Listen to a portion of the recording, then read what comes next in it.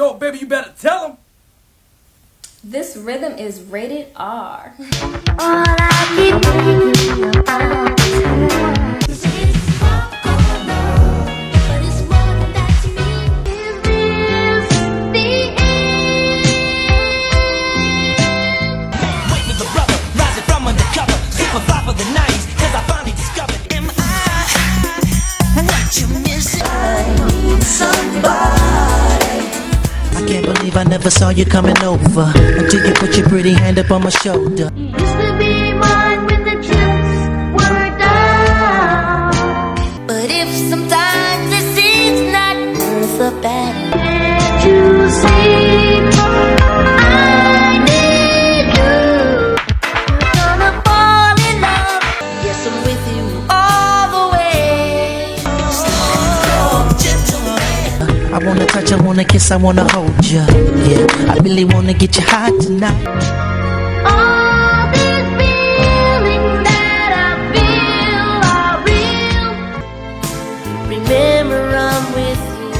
Oh, girl. Oh, baby. Ralph Tresvant isn't just the smooth voice behind New Edition. He's the reason they stayed together as long as they did. Ralph Tresvant was supposed to be a superstar. He had the voice, the talent, and the charm. But somehow, he's the one member of New Edition who never got the success he deserved. While Bobby Brown became the bad boy of R&B and Bell Biv DeVoe created a whole new sound with Poison, Ralph, he got left behind. His solo career was overshadowed. His voice was stolen for other artists, and his loyalty to New Edition might have been his biggest mistake. He had platinum albums, but his label sabotaged him. He had love, but his personal life fell apart. And today, he's barely in the spotlight. But the real twist? One of Bobby Brown's biggest solo hits might not even be his own voice, because Ralph secretly recorded part of it. So what really happened? Why did the voice of New Edition fade into the background? This is the untold story of Ralph Tresvant, the man who had it all, but somehow lost everything. Before the fame, before the millions of screaming fans, before the betrayal, Ralph Tresvant was just a quiet kid from Boston who loved music. Born in 1968, he grew up surrounded by soul music. Even as a kid, his voice stood out, smooth, emotional, effortless. It was no surprise that by the time he hit junior high, he was already catching attention. But here's the twist. Ralph didn't go looking for fame. Fame found him. It all started when his childhood friends Bobby Brown, Ricky Bell, and Michael Bivins convinced him to join their little singing group. At first, they were just performing at talent shows around Boston, just for fun. But fun quickly turned into something bigger. In 1981, they entered a local talent show, and that one performance changed their lives forever.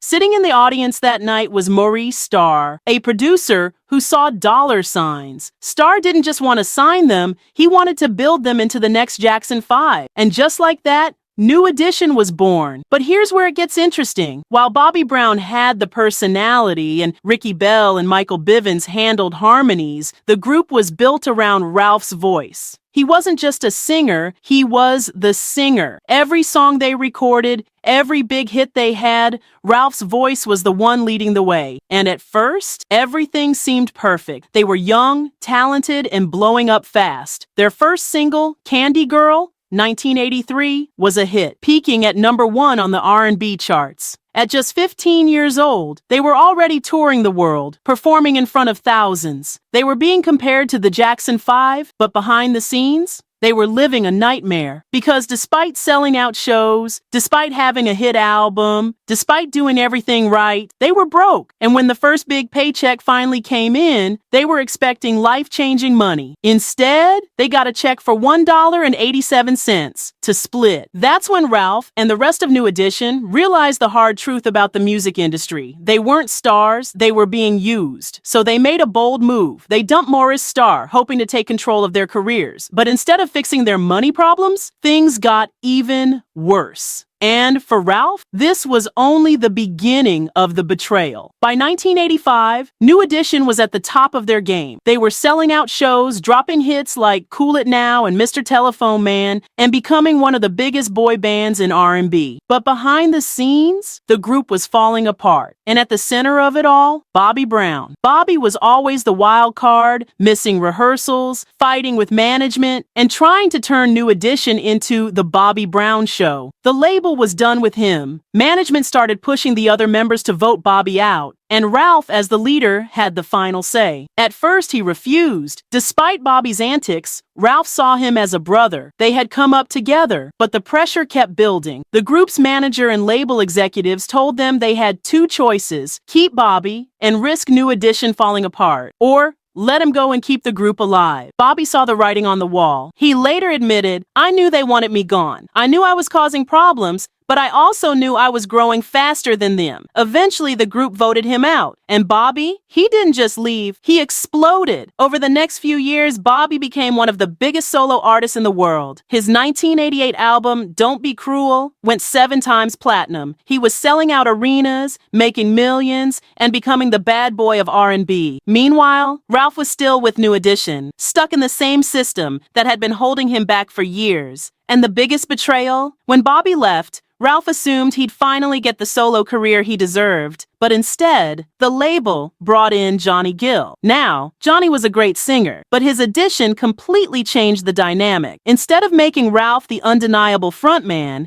New Edition suddenly had 2 lead singers, and instead of pushing Ralph's voice forward, he was now sharing the spotlight. It wasn't an accident. The industry was already planning New Edition's future, and Ralph wasn't the priority. But why? Because behind the scenes, MCA was already putting all their energy into Bobby Brown. Ralph was still leading the group, but he was being set up to lose. And soon, he was about to learn just how much the industry had been holding him back. Because when he finally got his chance to go solo, everything went wrong. By 1990, Ralph had waited long enough. New Edition was on hiatus, Bobby Brown was dominating the charts, and Bell Biv DeVoe had reinvented themselves with a fresh new sound. Now, it was his time. And at first, it looked like he was about to become a superstar. His debut album, Ralph Tresvant, dropped in 1990, and it was an instant hit. The lead single, Sensitivity, went #1 on the R&B charts and stayed there for 20 weeks. The album went double platinum, selling over 2 million copies. Ralph was winning awards, appearing on movie soundtracks, and finally stepping into his own spotlight. For a moment, it seemed like he was about to have his Bobby Brown moment. But then, everything fell apart. Because while Bobby Brown had the full support of MCA, Ralph was left to fend for himself. Behind the scenes, the label wasn't promoting him. They were still focused on Bobby, Bell Biv DeVoe, and Johnny Gill, all of whom were signed to the same label. And Ralph got pushed to the side. He was supposed to drop a second album in 1992,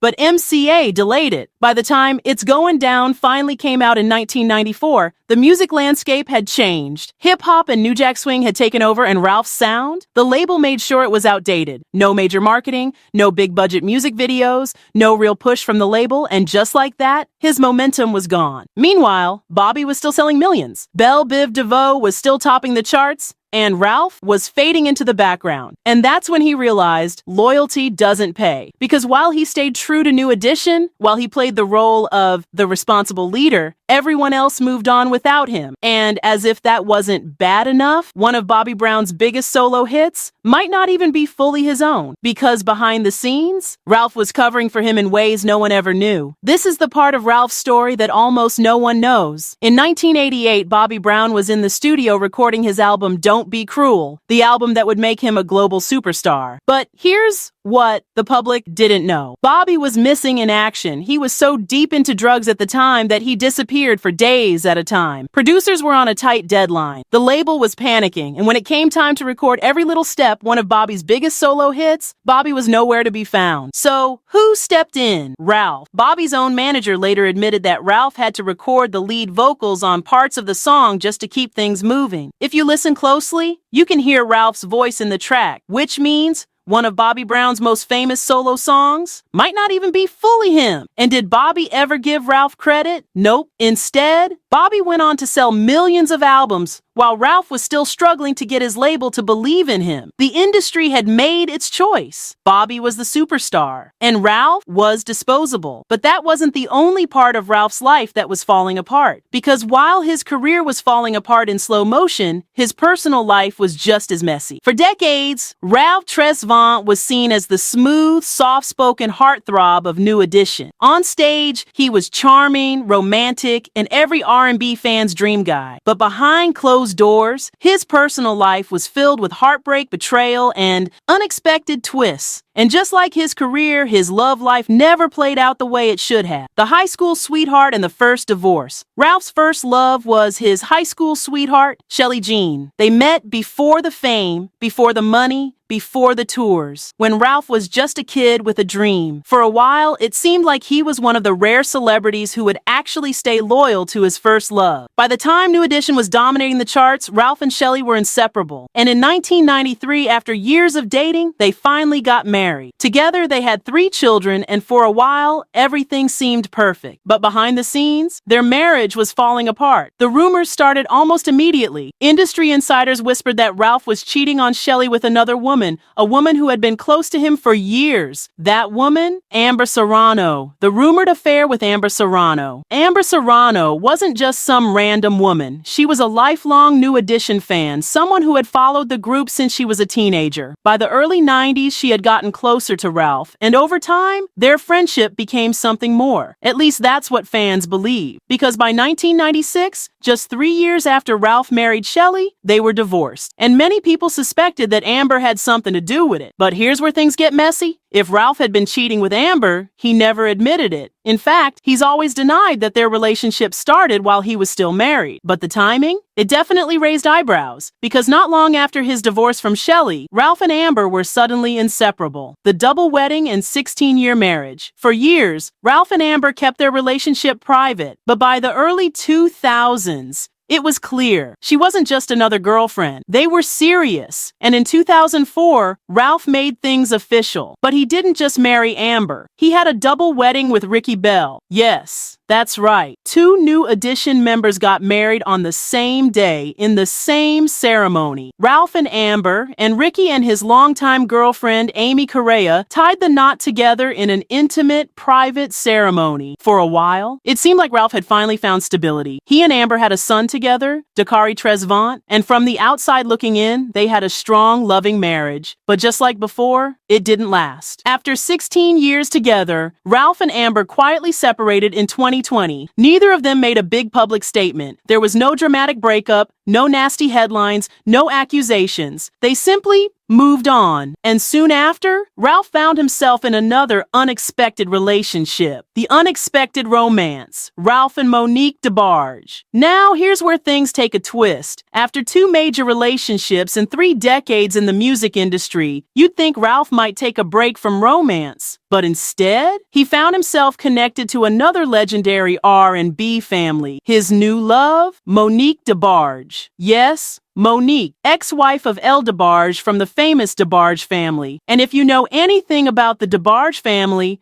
you know their story is just as tragic as New Edition's. El DeBarge went through years of struggles with addiction, and the entire DeBarge family was plagued by abuse, financial problems, and industry betrayal. So when Ralph and Monique got together, people immediately saw the connection. 2 R&B icons who never got the careers they truly deserved. 2 artists who stayed loyal to their groups only to end up on the sidelines. 2 people who had been through love, loss, and disappointment, finally finding comfort in each other. They went public in early 2021, and while they've kept their relationship low-key, Monique has shared a few hints about their love. On New Year's Eve, she posted a photo of her and Ralph smiling together, captioning it, "After all, it's 2020. 2020 vision. Cheers to the new beginnings." For many fans, this was a shocking twist, but for others, it made perfect sense. Both Ralph and Monique know what it's like to be overlooked, to be pushed aside for bigger stars, to give their entire lives to music only to watch other people get the credit. And now, they finally have someone who understands their journey. How many kids does Ralph Tresvant have? When it comes to family, Ralph has always been a dedicated father. He has 4 children from his previous relationships: Mariah Tresvant, daughter from his first marriage;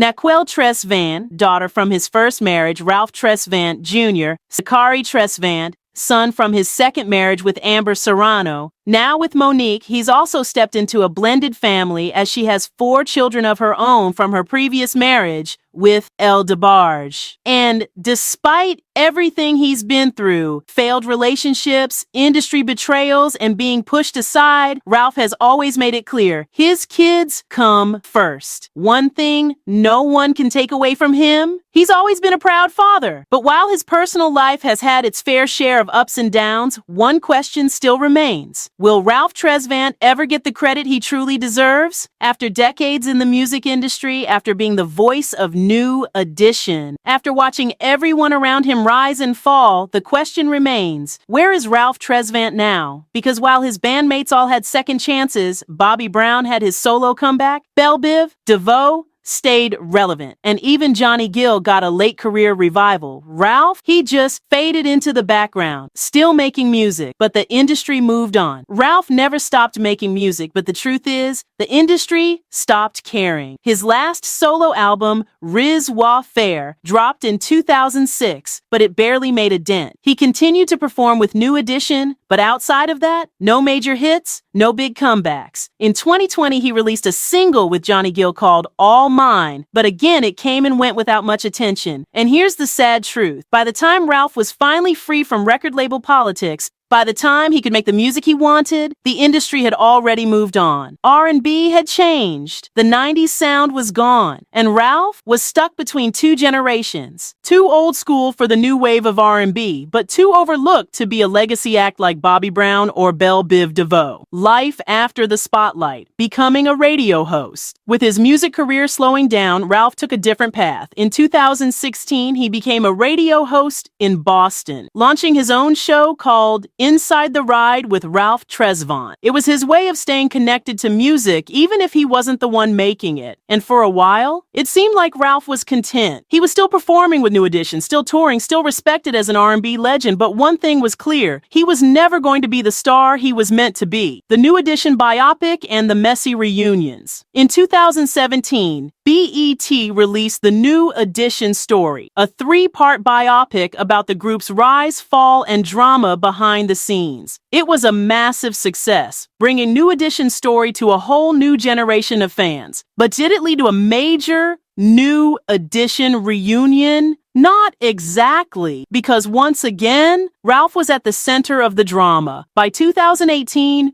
rumors started swirling that Ralph and Johnny Gill had taken control of the New Edition trademark, meaning they legally owned the group's name. This led to a massive falling out between the members, with Ricky Bell, Michael Bivins, and Ronnie DeVoe publicly calling them out. The result? 2 separate versions of New Edition. One version, RBRM, included Ricky, Biv, Ronnie, and Bobby Brown. The other, Ralph and Johnny doing their own thing. For fans, it was a heartbreaking moment. The group that defined an era was now split apart again, not by personal drama, but by business. And for Ralph, it was just another example of how loyalty didn't always pay off. The 2022 New Edition tour, the final comeback. But despite all the tension, all the legal drama, all the years of fighting, New Edition finally came back together. In 2022, they launched the Culture Tour, a full reunion with all 6 members performing together. It was a rare moment of unity, one that many fans thought would never happen again. But did it fix everything? Not really, because while New Edition was back on stage, their brotherhood was never the same. Years of business fights, industry drama, and personal betrayals had left scars that couldn't be erased. And Ralph, he had seen it all. He had been the voice that held the group together and the one who was forgotten the fastest. The 2023 Las Vegas residency, another chance to shine. In 2023, New Edition announced their highly anticipated Las Vegas residency, bringing their legendary catalog of hits to the entertainment capital of the world. Dubbed the New Edition Las Vegas Takeover, The residency features Ralph Tresvant, Bobby Brown, Johnny Gill, Ricky Bell, Michael Bivins, and Ronnie DeVoe reuniting on stage for a high-energy show celebrating their 4-decade-long career. With a setlist packed with classics like Candy Girl, Can You Stand the Rain, and If It Isn't Love, the residency has become a must-see for R&B fans. For Ralph Tresvant, it's another chance to remind the world why he was always the voice of New Edition, even if he never got the solo career he deserved. What's next for Ralph Tresvant? At 56 years old, Ralph is far from retired, but he's also not chasing fame anymore. He still performs occasionally, still releases music, but his focus now? Family, stability, peace. His relationship with Monique DeBarge has kept him out of the spotlight, and for the most part, he seems content with the life he has now. But the question remains, did Ralph Tresvant ever get the credit he deserved? For years, he was the heart and soul of New Edition, the voice that made their biggest hits unforgettable. And yet, he was never given the same level of success as Bobby Brown,